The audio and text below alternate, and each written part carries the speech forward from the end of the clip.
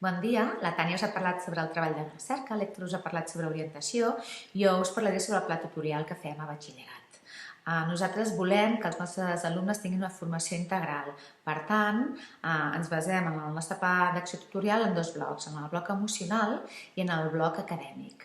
Pel que fa al bloc emocional, rebem el suport de la C17, que és el Pla de Prevenció de l'Ajuntament de les Franqueses, el qual ens proporciona professionals per encarar aspectes, com per exemple l'autoestima, les tècniques d'estudi, que són tan importants pels alumnes de batxillerat.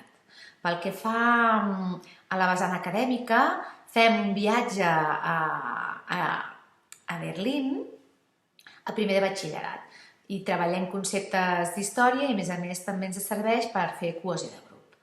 També, al segon de batxillerat, estem molt acarats a treballar a l'ESPAU i, sobretot, a les tutories els orientem perquè sàpiguen quina és la millor assignatura que han de triar a l'hora de plantejar l'ESPAU. Fem tutories també per inscriure els alumnes, les quals ens ajuda la coordinadora de batxillerat i, a més, els assessorem sobre quina és l'opció més adequada per optar a una bona nota per aconseguir la nota de tall de la universitat.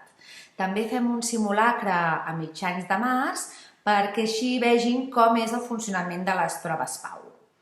I fins aquí és tot. Si hi ha més dubtes, no dubteu en posar-vos en contacte amb nosaltres.